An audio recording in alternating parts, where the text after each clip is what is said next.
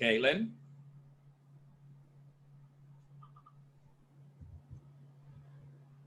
Caitlin?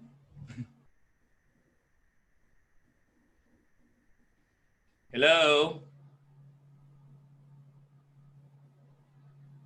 Hello. There you go. Caitlin, hand over the host to me if you don't mind.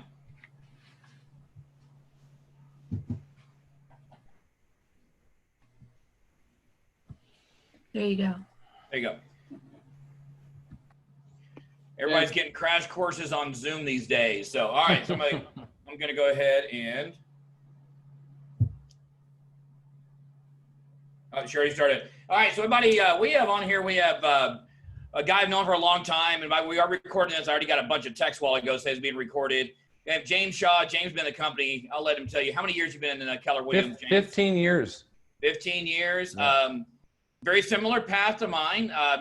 He didn't go into ownership. I don't think he almost did and went into a leadership in that capacity about a day. And so he's been a team leader, mega agent. Now he's most known as a bold coach. Him and I have been bold coaches very similar amount of years. And he's probably not going to like this, probably the prolific shift guy right now. I mean, a couple years ago, I noticed him transitioning and really talking about shift and embracing shift. And he's kind of been going around the country for a couple of years before the shift, teaching shift. So I thought it'd be a great idea to bring James on. I appreciate it because my current guest today was Haro. He had to move to next week, so James did do it on short notice. So everybody, we got James Shaw. And James, I just want to get going. You have enough content. So guys, well, James, welcome aboard. Thanks for joining us today. Thank you. I'm happy to be here, David. Thanks for having me. So James, I could really just hand it over to you because I know that you teach shift so much. He runs the shift pivot that you are maybe seen lately, that shift pivot Facebook. And so, we got 25 minutes. We probably do about 23, 24 minutes. Talk about what you're seeing that's working when it comes to shift tactics. What are you seeing that people can utilize?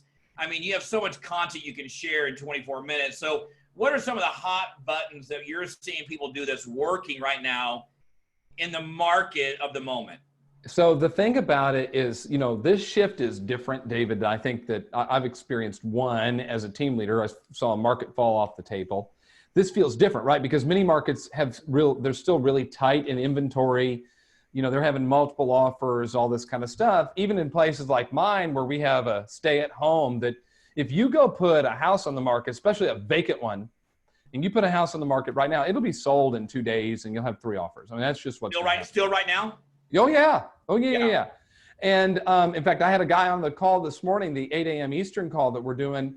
He's in Orlando. He he has 5 listings, and the 3 that are vacant are all sold in 2 days. So, and part of that is just a thing. We can't do vacation rentals right now in Florida. Those are a banned until this is over. So some people are just unloading them, and it is what it is.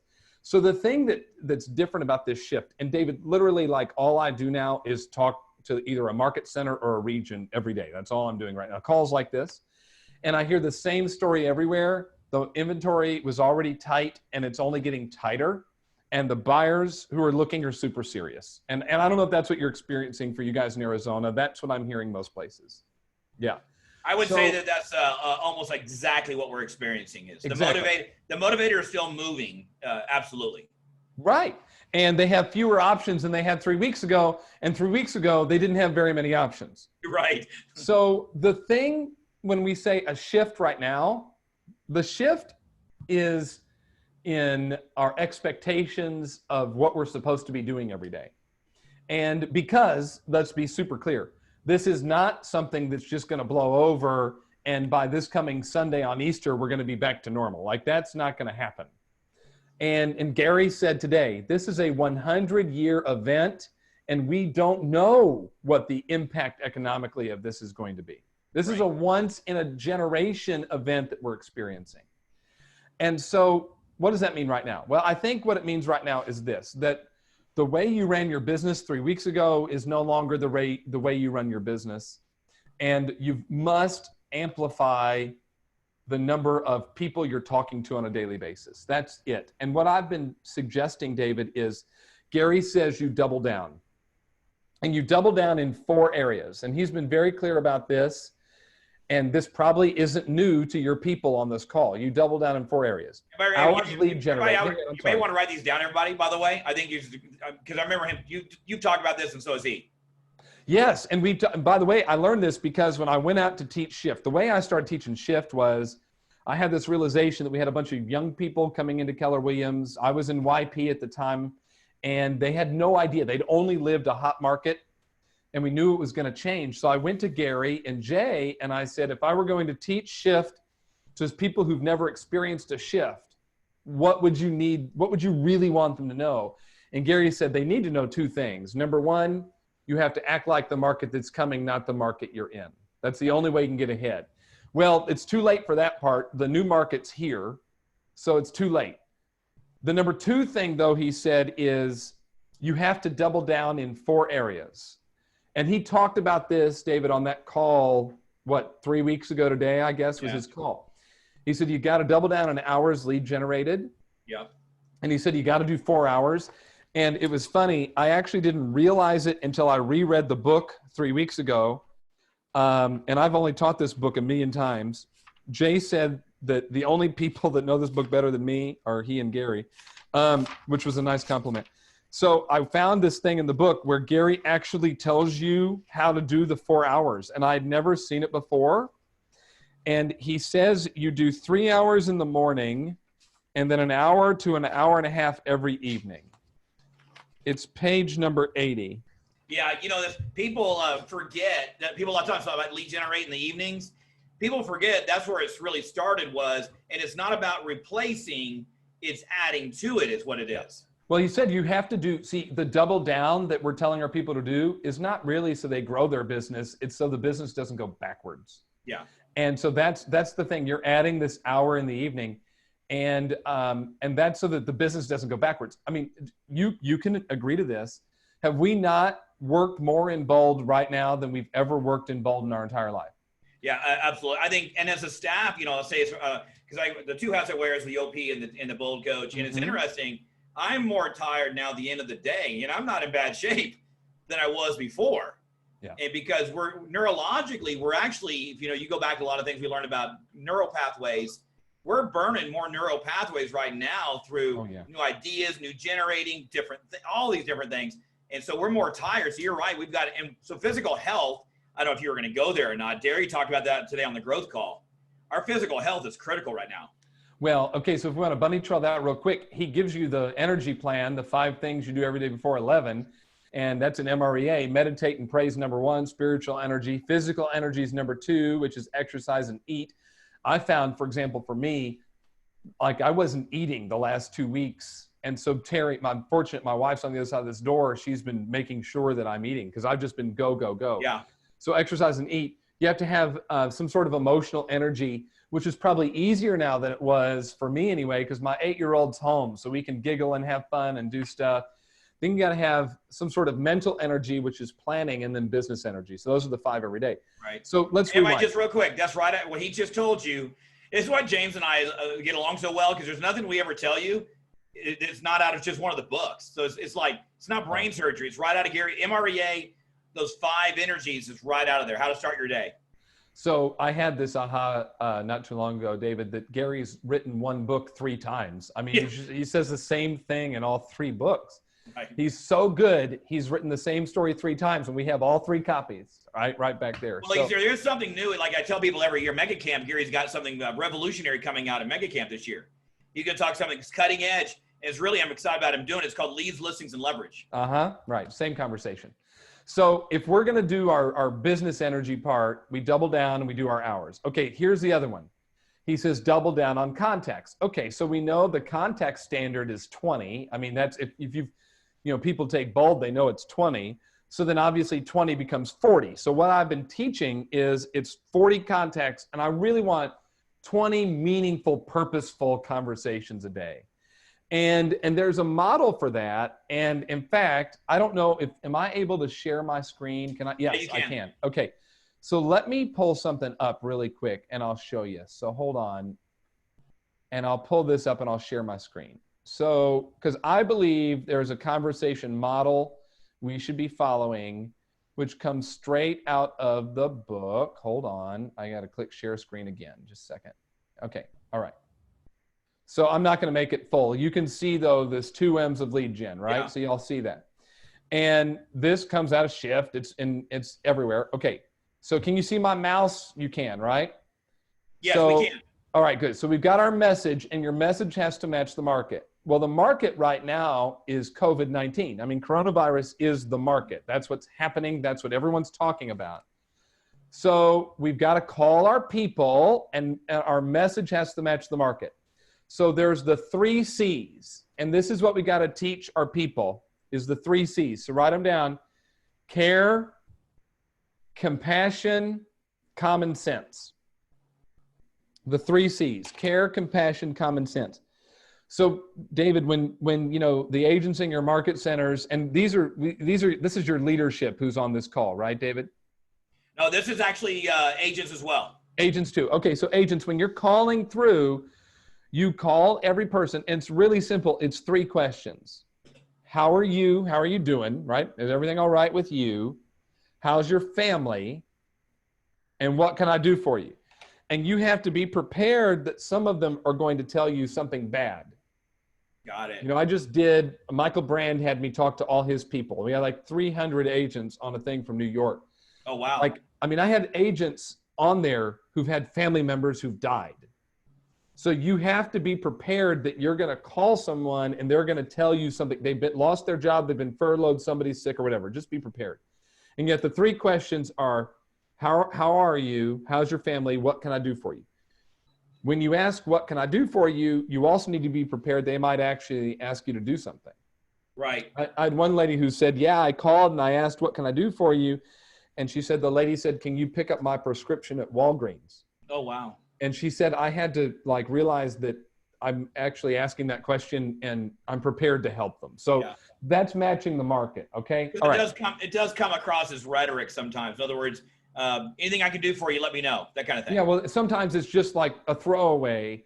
When we're asking it right now, we have to be serious. Now, here's what'll happen. You'll ask those 3 questions, and literally every market I talk to right now, an agent will go, that's exactly what I'm doing. And I say, well, what happens? And most of them are fine and they don't need anything. And I say, well, after you ask that, then what? And they say, well, usually they ask, how am I doing? And then they ask, what's going on in the market? And I go, exactly. And so this is where you go down. See, I'm circling number 2, which is market conditions. Love it. And so here's what happens when they say, how's the market? If you remember the 3 C's, care, compassion, common sense. Well, common sense says now I can talk about real estate. So in Arizona, you guys, do you have a shutdown, or are you one of the 11 without one? No, we're a shelter in place for the Okay, all right, so you're a shelter in place. Okay, is real estate essential? Yes, it is. Yeah, it's a red state, so one would think it would be essential. So here's what you do. What's that? You called it a what state? A red state. It's a red state. Yeah. If you look, I mean, in all the real estate's essential in nearly every red state. It's the blue states where they're having the problem. I never looked at it that way. It's true though. So and that's not a political statement. I'm just reporting what the data show you. Yeah. So many blue states have made it essential too. Anyway, here's the thing. When they ask how's the market, it's a 3-layer conversation. And you know, for our team leaders and productivity coaches and agents of rainmakers, that you have to teach this to your people. The first layer is, the market's still moving, right? In fact, in Arizona, the governor has said we're essential. We can still work. That's layer number 1. Right. Layer number 2 is you have to tell them the market conditions. And so you just give them 3 pieces of data from the last 24 hours, actives, pendings, and closed. So in the last 24 hours in our market, we've had 32 listings go on the market, 29 pendings, and 18 closed, whatever it is. Because the number will never be 0. Jay says that in the book. The number will never be 0. And then the third thing you do is you go over to this side, which says make an offer. And it can be direct or indirect. It doesn't matter. So let me rewind. How's the market? We're still working. The governor said we're essential. We're still in business. In fact, in the last 24 hours, we've had this many active, this many pending, and this many closed. So if you know anybody that's looking to do anything right now, we're still here. We can still help them. That's indirect, right? And that was 1, 2, 3 right there. Number 1 was you're describing we're essential. We're still doing business. We're honoring the 6-foot rules.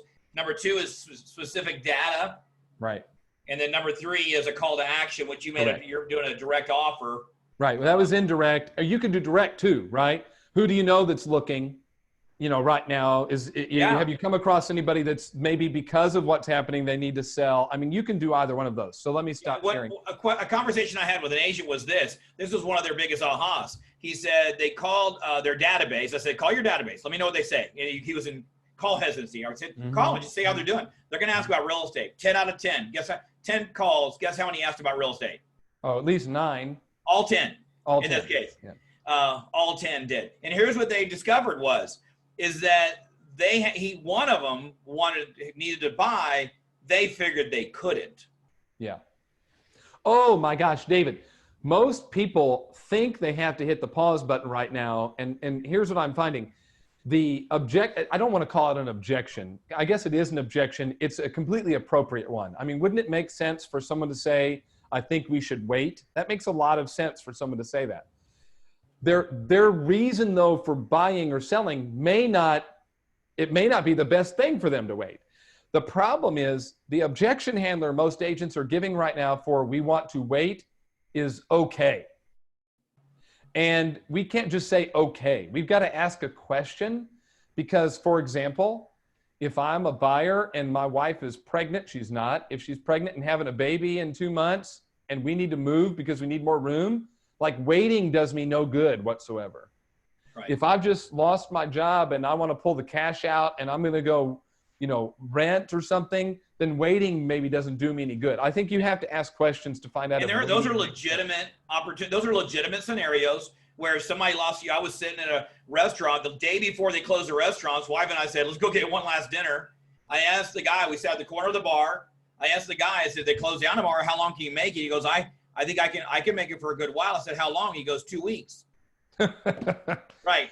This is a 2 to 3 month event minimum. Right. And my point is that gentleman, to make it and to survive, may need to sell his house, cash out, right, to survive for a while. That's a legitimate scenario. We got to help. It is. In fact, so that opens up the next opportunity is to go teach chapters 1 and 2 to every business owner that you know, because that's mindset and expenses. But we've got a similar thing. I've got a friend. She's become a friend. She owns a wine bar in our town, right on Main Street. Everything on Main Street's closed. And so I've been checking in on her and I'm teaching her mindset and expenses and helping her with that. And because I want her to reopen, I want her to make it. And so I think that's one. And the other piece is this, to remember that Linda McKissick said it. She's a genius. It's mind share over market share right now. What we're doing is looking to add value to people so that some people are going to have to wait, like the smart thing is to wait. And when they come back, we can help them. Well, I like the 3 things in the conversation piece right there, because when they do come up about real estate, you also gave us a model and kind of come from care, compassion. I love that common sense in there. Just that conversation model alone, I think will help people out, because that call reluctance is a lot of people just don't know what to say. Oh, absolutely. Yeah. We've got to teach them. We got to help them. We got to walk them through what to do. Yeah. So does anybody have any questions on here for James? I mean, he teaches all over the country with Bold and this. What questions anybody have for James? Yeah, or what's coming up? What are you nervous about? What are you hearing from people? I'm happy to help with anything. Oh, you're killing me, Smalls. It's all right. This is what they always do. You know what happens with this, David? When we're doing these, we're giving them so much stuff that in a short amount of time, they're processing. I've learned to not be offended by the lack of ahas afterwards, because it's just so much. I like their cameras on too. I want What's their cameras on. I like seeing their faces. So there he is. James, what's up, Stephen? So if this continues on, I've heard into June or July. Hold on, time out right there. I'm going to tell you that we will feel this easy through 2021. The results of what we're experiencing right now will live with us for a while. I think the way we live our life is probably into June, if I were to guess. Yeah. Yeah. Yeah, I think that's what I was looking survival is going to be through May and June. for. I think we'll completely. I mean, in other words, everybody on here when it goes to shift tactic, we've been like a lot of people have been teaching kind of our shift tactic along with you guys on the pace y'all are going. And shift tactic number 2, this is cover for you to do a lot of things, and just you've got to learn to just get to May. And if you got to double down your lead generation to find more leads, find the motivated now. That's a chapter right into shift. Whatever you've got to do to survive. I know we don't like to talk that way. It's just whatever you got to do to survive through May, you do it. Well, Gary has said that. I mean, that's the way Gary's put it. He says you are survival. By the way you survive is cut expenses a lot. You got to go cut. When I heard Gary Keller say 3 weeks ago that he's canceled all his vacations for the year, I went, if Gary can't go on vacation, I can't go on vacation. Like we've canceled it, and we've cut $2,000 right now in expenses, and I'd like to cut another $1,000, and that's for personal and business, and we run pretty lean anyway. So I think that we've got to go and find those things too. Go ahead, Stephen. I totally cut you off, buddy. That's okay. That's okay. I think you answered the question I was going for. Like, how long out do we prepare for this to continue, regards to affecting our business and our mindset, right? Well, I think what if you just acted like that this is it for a while, and then if it's really short, let's say that we all of a sudden wake up tomorrow morning, and the doctor gets on and he says, we have a vaccine. We have enough for every single American to go to your local CVS. You can take it right now and everyone will be cured, and we can go life back to normal on Wednesday. If that happens, then, and you are doing the things we're asking you to do, then your business will absolutely erupt. Right. So, right now you got to make these changes. I mean, I think about it, the conversation model I gave you, could that not be the calls that you have every time you ever talk to your database always for the rest of Earth? How are you? How's your family? What can I do for you? I mean, hello. James, what would you say to somebody that's on here that has a small database that can call all their people? And I know we have just their database is probably bigger than they think, so they got to jog the brain a little bit. But what do you say to somebody does have legitimately say 150, 200 or less in there? What would you say to them? Yeah, I want to know. First of all, every phone number in your phone has to get called. Every single one, no call bias. Number 2. You reach out to every single Facebook friend that you have, anybody who's following you on Instagram and Twitter. And then we go back to the memory jogger that we've done in Bold, that if you've been in Bold 2.0, if not, it's really simple. You think of every business you've ever done business with, and who do you know there, and you reach out to them. Now is not the time you're obviously going to go sit at Starbucks and meet people. So you have to think about who is, who's my accountant? Where do I go grocery shopping? All those things. You got to talk to everybody you can think of. Yeah. Well, similar things. And a lot of us have a lot of Facebook friends, and and the people go to their Facebook and look at mutual friends. There may be some people you've forgotten about that are friends of theirs that you can call. There's, you could probably get your database. If you say you're at 200, I bet you by the end of April, you could be at 500 to 600 people in your database by the end of April. Oh, easy. Yeah, absolutely.